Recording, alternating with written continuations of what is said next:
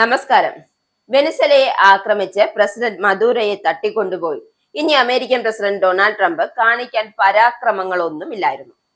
ഇപ്പൊ അത് വെനിസലയെ മാറ്റി ഇറാന് നേരെയാണ് ട്രംപിന്റെ അടുത്ത അതിക്രമവും പരാക്രമവും. അതായത് കലക്കവെള്ളത്തിൽ മീൻപിടിക്കൽ നയവുമായാണ് ട്രംപ് എത്തിയിരിക്കുന്നത്. പ്രശ്നങ്ങൾ ഇല്ലാതിരുന്ന ഇറാനിൽ ട്രംപ് തന്റെ ശകുനിയുടെ ബുദ്ധി ഉപയോഗിച്ച് അശാന്തിയുടെ വിത്തുകൾ ഇറാനിൽ പാകിയിരിക്കുകയാണ്. ഇറാനിയൻ കറൻസിയായ റിയാലിന്റെ മൂല്യം റെക്കോർഡ് താഴ്ചയിലേക്ക് ഇടിഞ്ഞതാണ് ഈ പ്രതിഷേധത്തിന് കാരണമായത്. ഒരു US$, 1.4 ദശലക്ഷം റിയാൽ.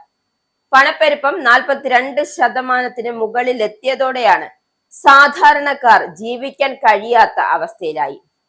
ഇതോടെ ഭരണകൂടം നൽകുന്ന $7, അതായത് ഈ $7 എന്ന് പറയുന്നത് ഏകദേശം 600 രൂപ പ്രതിമാസ ധനസഹായം കൊണ്ട്, അതായത് ഈ 600 രൂപ കൊണ്ട് 1 കിലോ മാംസം പോലും വാങ്ങാൻ സാധിക്കാത്ത അവസ്ഥ. ഇതോടെയാണ് സാധാരണക്കാർ തെരുവിലിറങ്ങി പ്രതിഷേധിക്കാൻ തുടങ്ങിയത്. സമാധാനപരമായി പോയ പ്രതിഷേധത്തെ ആളിക്കത്തിക്കാനുള്ള നീക്കമായിരുന്നു ട്രംപിന്റേത്. ഇനി ഇറാൻ അമേരിക്ക യുദ്ധം തുടങ്ങാൻ വെറും ദിവസങ്ങൾ മാത്രം. ഇറാനെ തൊടാൻ ഇറങ്ങിയ അമേരിക്ക ഒരു കാര്യം ആലോചിക്കുന്നില്ല. മറ്റൊന്നുമല്ല, തിരിച്ചടി അതിഭയാനകമാകും. കാരണം ഇറാന്റെ നയം ജീവിക്കുന്നത് ഒരു ദിവസമാണെങ്കിലും നട്ടെല്ലോടെ ജീവിക്കാനാണ്. അതാണ് ഇറാന്റെ പോളിസി. ട്രംപിന് മുന്നിൽ മസ്തകം കുനിക്കാനോ മസ്തകത്ത് അടിയേൽക്കാനോ ഇറാൻ ഇപ്പോൾ സൗകര്യമില്ല.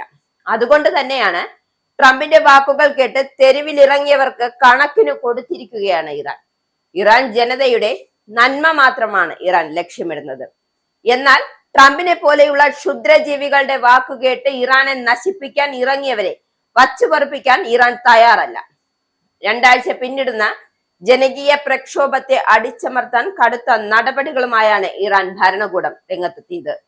സർക്കാർ വിരുദ്ധ പ്രക്ഷോഭങ്ങളിൽ പങ്കെടുത്തവർക്ക് നേരെ വധശിക്ഷാ ഭീഷണിയുമായാണ് അധികൃതർ രംഗത്തെത്തിയത്.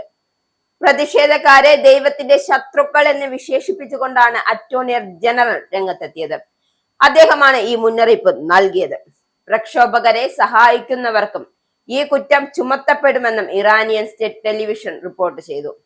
ഇറാനിയൻ നിയമപ്രകാരം വധശിക്ഷ ലഭിക്കാവുന്ന കുറ്റമാണിത്. പ്രക്ഷോഭകരെ ദൈവത്തിന്റെ ശത്രുക്കളായി പ്രഖ്യാപിക്കാനാണ് ഭരണകൂടത്തിന്റെ നീക്കവും.